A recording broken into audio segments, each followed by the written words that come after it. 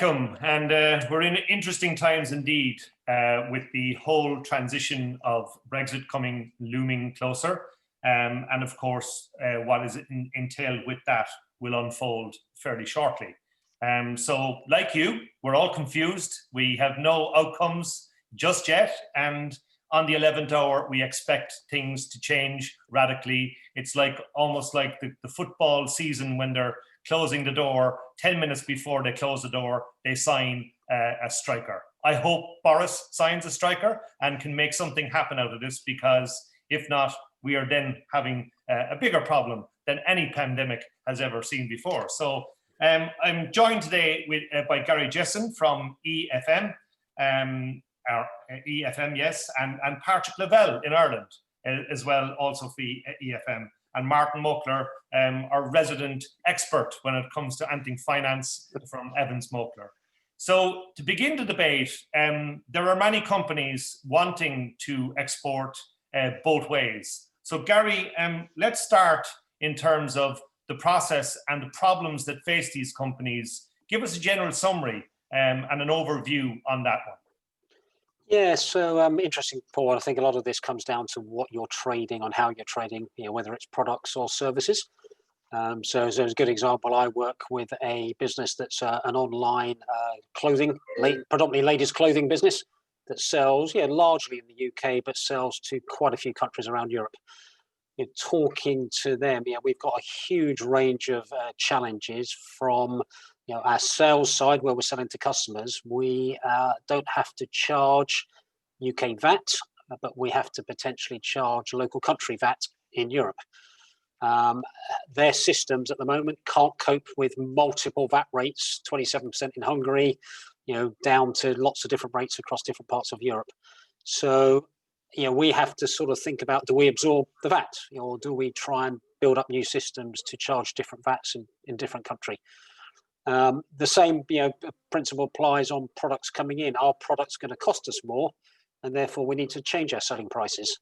So we don't really know the impact of that. And whilst and Martin might have a view on this, the VAT is probably better known. Your point, Paul, about that last minute striker, we don't know what the striker is going to do with duty. That's probably the big unknown at the moment. That it could cost us lots of money. It could cost us nothing. It could impact how we label things. It could be, impact the price we put on products. So we're living in a very uncertain time across, that's just one client as an example, but many, many different ones with different real practical operational challenges.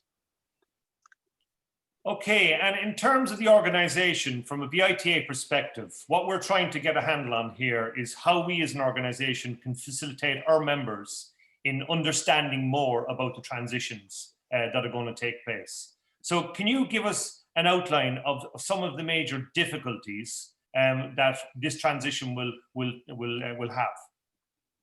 Do you want me to take that one, Paul? Sure. Yeah, Martin, if you could do. Yeah, so I think that people tend to forget what's actually happening here, and obviously the pandemic has been a major event and distracted a lot of people. But 11 o'clock on the 31st of December, the UK leaves the EU. So any movement of goods or services, as Gary said, they're no longer intra-EU events. That's the UK is a third country. So in terms of practical events, the traders have to now complete customs declarations. And most people in the UK would have thought that they were a thing of the past for EU trading, but they're back.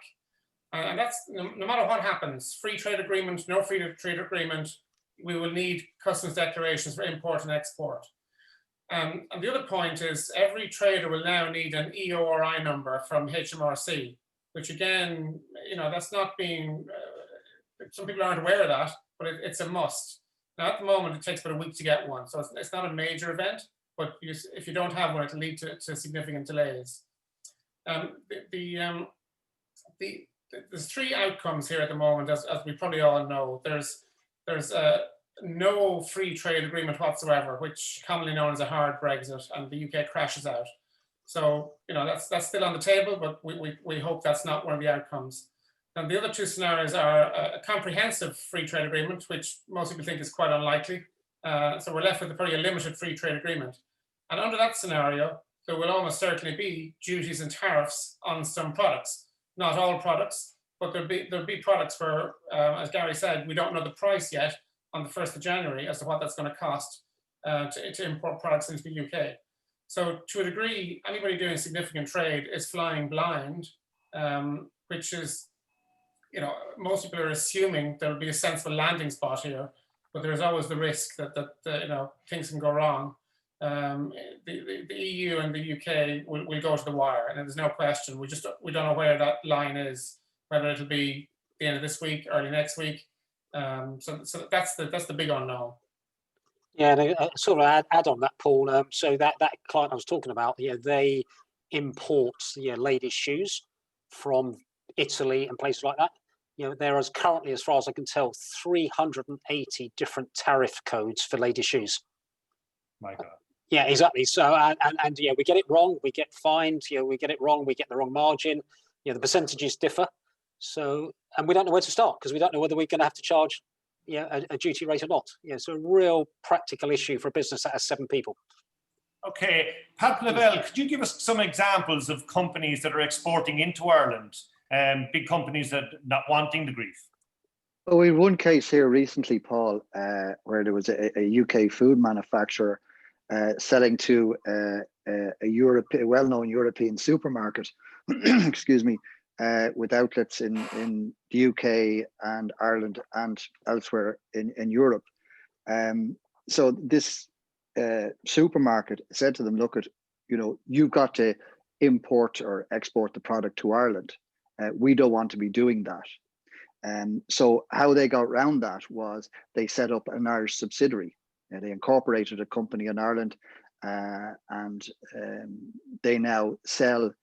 This UK company sells to that company, who's then has unfettered access to Ireland and the rest of Europe.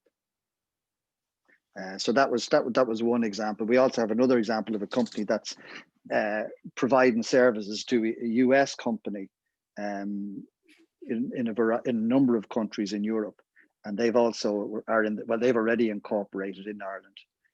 But then, previously that would have all been done through the UK, but it wasn't possible here. Very good. Before we go on, if anybody does have any questions, there's a chat button at the bottom of your screen. So if you would like to send in any questions, I can put them to the panelists as well. An example here of a question is like, if we have a scenario where we have a company importing, what do they have to report to HMRC? And have I heard of something around the origin of goods being something to think about? So I'll put that to Gary. What is the process if we have a company what is the process that we begin to do if we've got a company thinking about getting ready for a change of a no Brexit scenario? It's a simple question, Paul, with lots of different answers. And I'm sure Martin can elaborate as well. But the advice I'm going to with most people is probably outsource that answer to a freight forwarding agent, because there's lots of complexities around this, and the forms include things like customs declarations in terms of duty rates, VAT declarations, and payment of VAT unless you're under some deferred arrangement, and there is a 6-month grace period for deferring VAT for most products.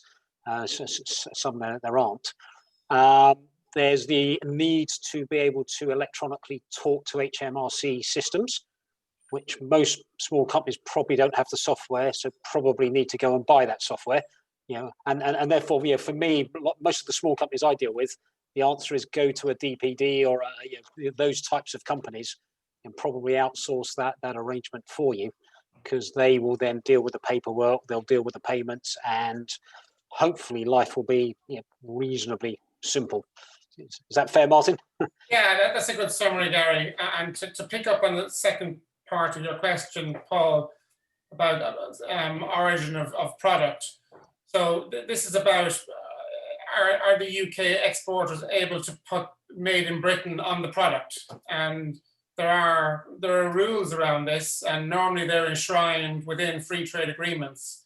It's called bilateral accumulation, if you want the technical term. So if you look at a car that's manufactured in the UK,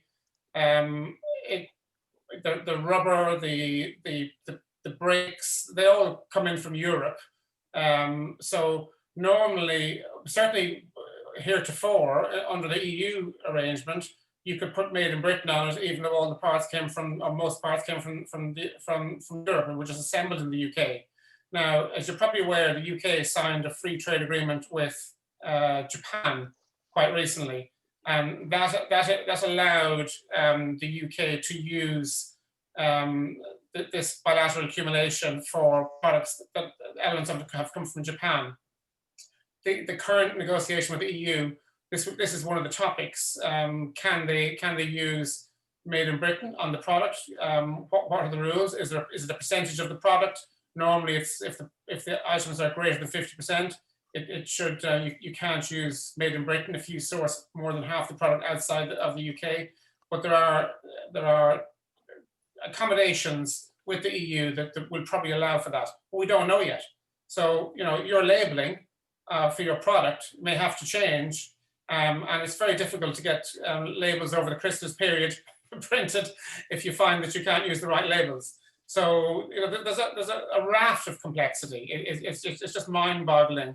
What you really need is a transition period for the transition period, which unfortunately probably isn't going to happen. We'll all have to pick up the pieces at early January. And I think practically on that as well, just the origin board is, there are, from a sales and a trading point of view, there are some countries that legally, UK cannot trade with under various embargoes, as can Europe. And there's probably some countries you might not want to put on your label as much as that, where it's come from.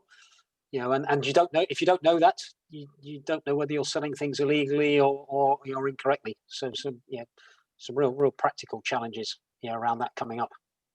So I have a question here. How do I practically deal with things if we don't know yet whether we're getting a deal or not? And what does a tariff-free actually mean? Who will take that one up?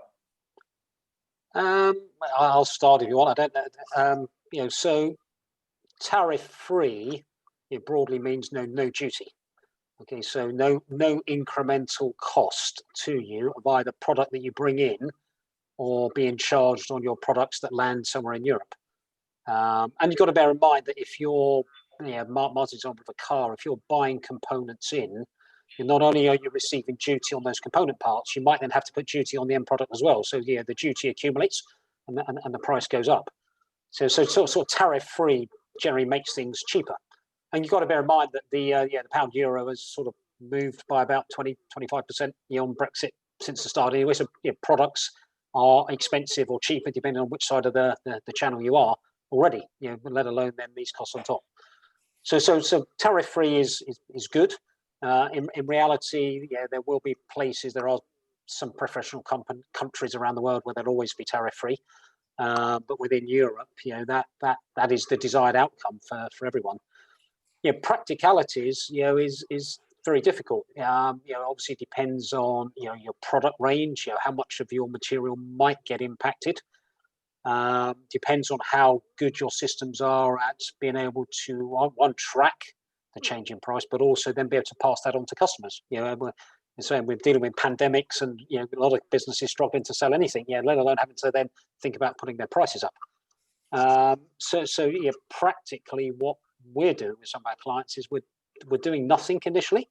We're sort of just staying as we are. So our company, my clothing business, we already have 20% VAT built into our price. And we'll take a view that in some countries we're going to lose a few percentage points potentially, and in other countries we're going to gain a few. And we're going to run it for a few months and take a view. And if it starts to swing too far against us, we'll then look at how we set prices and re-establish those prices going forward. So our sort of status quo at the moment is probably do nothing but keep it. Martin's point. Transition within the transition. We're monitoring for things for 3 months.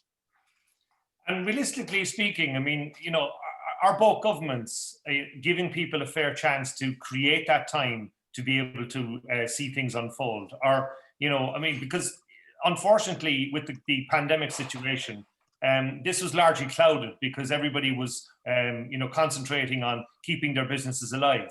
And the whole argument and debate around Brexit has been very much clouded by the pandemic. But now we're getting to a situation where the time is running out and these decisions have to be made. Are companies really ready for this? I think the answer probably, Paul, is no. As Gary said, most people are making a certain number of assumptions, probably doing nothing, but having a sort of direction of travel here, assuming a limited free trade agreement. I think generally the markets are indicating there's only a 1 in 5 chance of a comprehensive free trade agreement. There's probably 1 in 5 chance of a hard Brexit, and 60% chance of a limited free trade. So that means there'll be some tariffs. We don't know what they are, what they look like, how much they'll be, what products they'll be on. And there are other complexities as well to think about. Like, for example, if you're exporting from the UK, you probably have to register in every European country that register for VAT in every European country you're exporting into.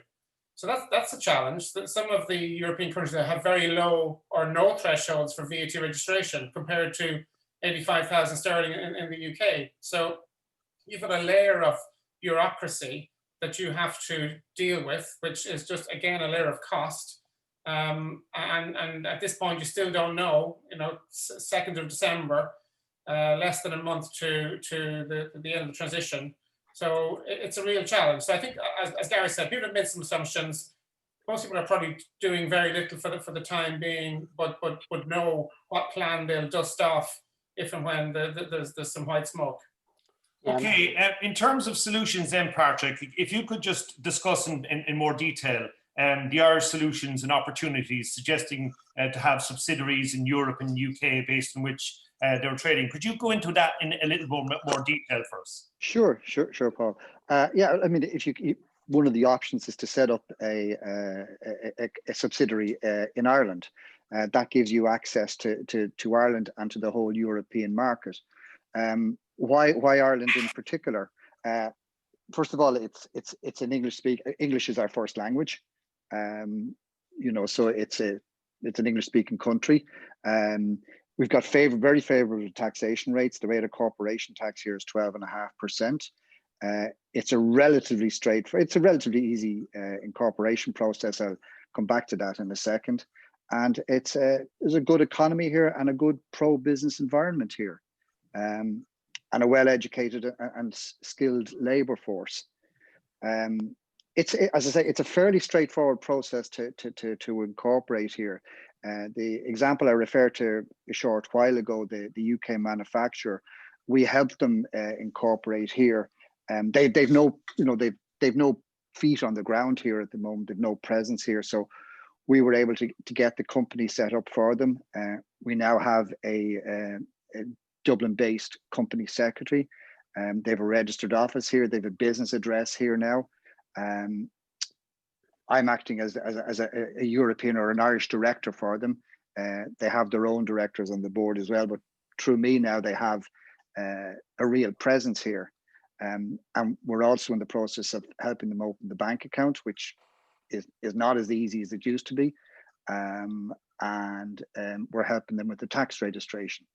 And again, the tax authorities and the banks now go through quite a bit of due diligence before they'll register you for VAT or open up a bank account. They want to make sure that there's a real business behind this, and that there's going to be a real presence here. So there's a lot of things to be done here to get it across the line. But we're substantially there now on that example that I quoted, and that was all done via phone and email. The people in the UK haven't had a need to visit here yet, so it was a fairly easy solution at the end of the day. And they now have a presence here. They can trade here, and they, as I say, they have access to the other markets within Europe. The other thing, Paul, on that, sorry, just to add in, Martin's point about registering for VAT in all other states. There is this mini one-stop shop where you can register in one place and cover the whole of Europe. Those people already have a similar scheme in the UK that has to stop at the end of December.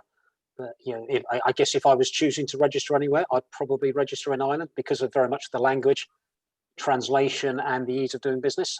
And then you can do all your VAT returns through that system through Ireland rather than doing 27 different VAT returns.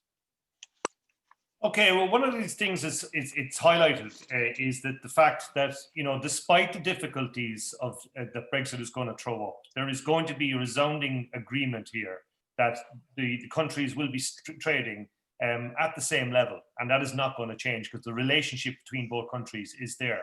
And I think we're starting to realize that the importance of the relationship now in terms of, set aside the difficulties that Ireland will be part of the EU, but the relationship between Ireland, the Anglo-Irish relationship, is a very, very important part.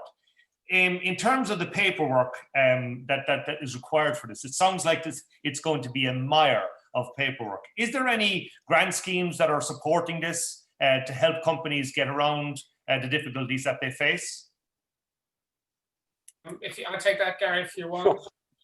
Yeah, the Chancellor of the Exchequer, who is only the Chancellor since February this year, he's had a really busy year so far.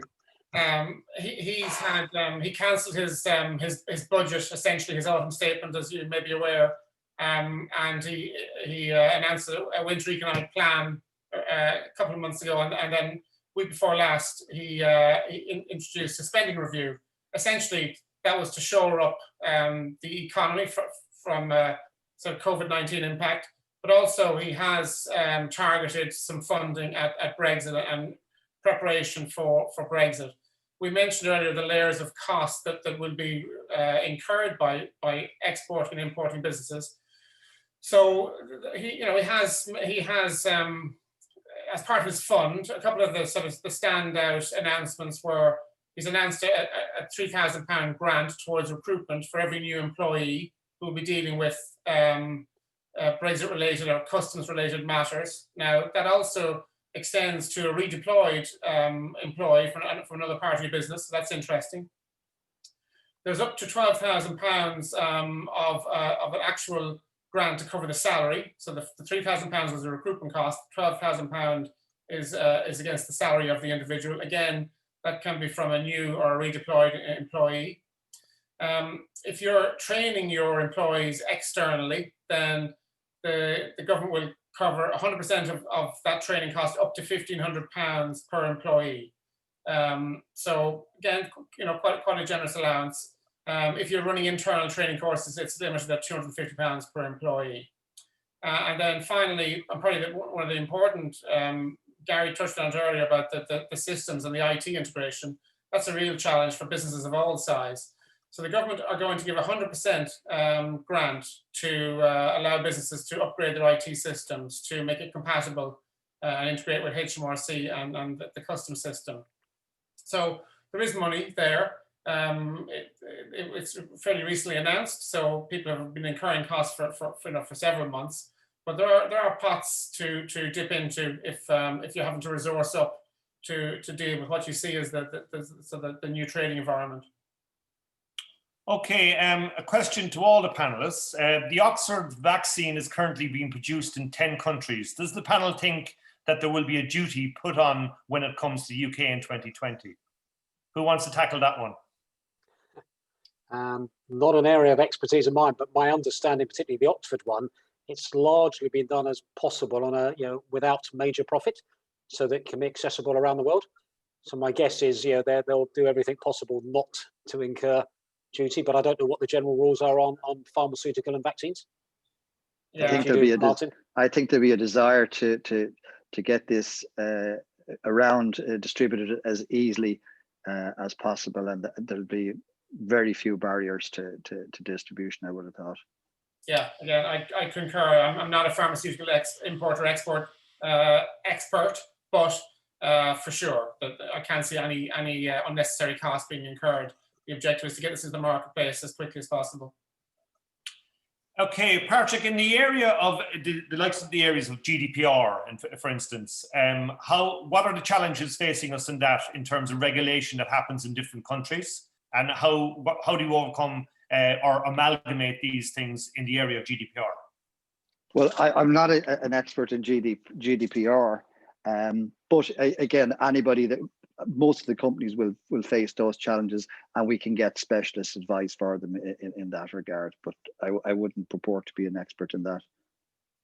So essentially what we're trying to show here is within the organization of BITA, there is the framework to be able to navigate the difficulties that are going to happen. So, I mean, Martin, in terms of different areas like withholding taxes and stuff like that, there is obviously a mindset of change happening on a daily basis within Britain, taking into consideration the different areas that have been put in place to help companies survive.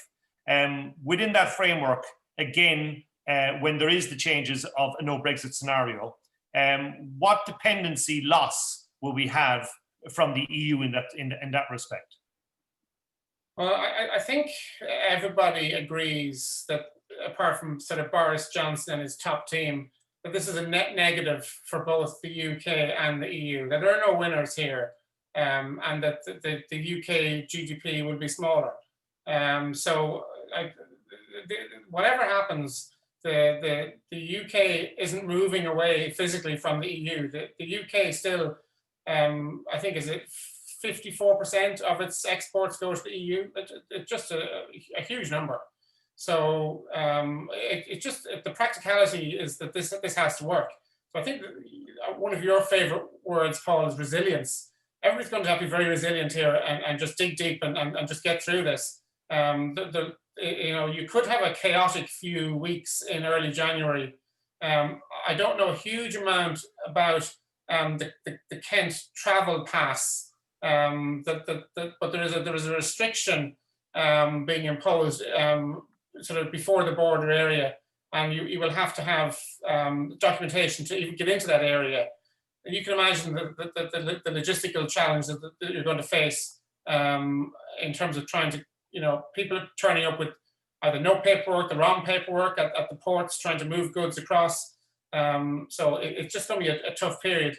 And I noticed just on that note, there's a point from the floor there. Stacey in the chat mentioned about, in terms of logistics, that the vaccine rollouts are going to cause havoc with the already fraught logistics sector, particularly air transport. So I think it's buckle up time. Let's see what nature of the deal is done, and then just try and work through the practicalities and see what 2021 looks like. Okay, and in readiness, Gary, if we have a BITM member who's wanting to contact you, what kind of questions do they need to have ready for you to be able to answer straight away, for you to engage with them and help them with the process? Yeah, it's all around about how and what they trade with Europe, because there are slightly different considerations if you're buying compared to selling. So you need to know the types of products. You need to know things like the frequency, the value of products, because there's a lot of paperwork around that. You need to know sometimes the urgency. Are any of their products time sensitive? Particularly if you're a just-in-time manufacturer. There's real practical challenges at the moment. The Port of Felixstowe, pre-Brexit, is already turning away ships because it can't dock them all and get the product in. So I've got a couple of clients here. One's trying to reroute their product into the Port of London. Another one's had to put their product into Port of Rotterdam and working on the assumption now they can't get that product until January, which means they've now got a potential stock out issue over the Christmas period. And then the knock on from that is that most of these shipping containers are needed in China to ship products, and they can't get them because they're all stuck on the seas, parked outside the UK. So some real big challenges around that. And so understanding how businesses trade, the volumes, and where and to from, is important information to have, because it can then help perhaps direct them. If you can get your product shipped to a northern port, you're probably going to stand better chance of docking it than you are in a southern port, at this point in time. So it's basically a lot of data, Paul. I'd just say, it's not always financial data, it's product data, really, that we need to know to help them through it. And then alongside that, how they trade. So if they trade, or through the web, you will have very different IT considerations to if you're trading, commercial B2B through invoices and things like that. So you just need it. I guess if I was sitting down with you talking about your business, Paul, and saying, what do I need? I need 2 or 3 hours of your time and a brain dump, and go through a series of questions to just fully understand your trading. And I've done this with another client. I've got about 20, 25 questions that I need to run through. So it's not a 5-minute exercise. Okay, well, any member that is interested in doing so, please do contact us, and we will put you in contact directly with EFM and, of course, Martin on this side of the world. I'm going to finish by asking the panelists a very question that I've just come out of my head, so it's a dangerous question. The good, the bad, and the ugly for 2021. I'm going to start with you, Martin. Give us the good, the bad, and the ugly. Well, the good has to be a vaccine or several vaccines, for sure. And we get back to some sense of normality Q1, Q2, probably next year. The bad is Brexit, in my opinion. I'm a Remainer. I think it's as I said, a net negative. The ugly is probably the unforeseen and unintended consequences of Brexit. I'm afraid I'm Brexit negative here, because I think really we're only scratching the surface on the challenges, particularly logistics, supply chains. Gary mentioned just-in-time supply chains. That works well if you have an open border and no tariffs and smooth trade. Doesn't work very well if you close the shutters down. So vaccine, Brexit in that order. And Patrick? The good is definitely the vaccines. Absolutely, it will be great to come out the other side of this. I hear the UK Minister for Health saying he hopes to be out of it by the end of March. I hope he's right. I think it'll probably be much later in the year, but the vaccines are definitely the good. The bad has to be Brexit for us here as well. The UK are our biggest trading partner, and this is going to complicate it. So yeah, Brexit is very disappointing for us. The ugly, I think that has to be the US. I don't think that's finished yet. I don't think Donald is going. I think he's going to leave another mark yet. So I think watch this space with Donald. And finally, Gary. Yeah, so I sort of tend to agree with the vaccine, but I would go for good. I think for me, the good is those businesses that can actually sit back and pivot and think about something different. Change their business model, do things differently, open new markets. Because Brexit will create opportunities as well as downsides. So I think the mindset around Brexit can be a good if handled correctly. The bad for me is probably just more bureaucracy and paperwork and admin falling on the SMEs at a time when people are stretched. So I think that's a real challenge. And my ugly, I think things are very different. My ugly comes around liquidity and insolvency. I just think we've had so many companies that stacked up bad news over the last 6-9 months, particularly around cash, and that's all going to come tumbling down in the new year when cash flow changes. We're already seeing big corporates changing trading terms back to 90 days from 30 days. Things like HMRC have now got preferential crown preference today. Yesterday that came in. Certain landlords can start suing for money and chucking people out. So I think the real ugly next year is going to be a bit of a bloodbath on insolvencies and money running out. Okay, well, finally, I want to give a bit of shout out in terms of what EFM has done for us as an organisation. And during the COVID transition for us, we as an organisation were faced with a very daunting task of continuing as an organisation. Was very, very difficult because our pipeline was events. And one of the things you did for us as a company was you created those forecasts. You created that vision for us to be able to see clearly as a platform how our business can survive in these challenging times. And I want to say that to our members, that for any SMEs out there, it is very, very important for you to clear your vision in terms of what you're going to be doing going forward for 2021. And EFM have been fantastic in creating a template for us to be able to clearly see and forecast for the future. So that's one of the facilities that we have as an organization in terms of the ecosystem of people that are members of the ITA. And some of these were on a panel today. So I'd like to thank you, Pat Lavelle, Gary Jesson and Martin Mockler, for your continued support. I'm sure this is not the end of the debate. We will be talking into the late hours of the night into 2021 until we actually see all this resolve. And if anybody has any questions, I would also like to mention Stacey Byrne from Kerry Logistics, who's a member in Manchester and has a great rounded knowledge in terms of the freight market and all that kind of stuff. So if you have any questions, Stacey's email is stacey.byrne@kerrylogistics.com, a member in Manchester. So guys, thank you very much for joining us today. This debate will continue, I'm sure, into the new year, and we'll hope to see you again soon for another roundup. Okay? Thanks, Paul. Thank you. Bye.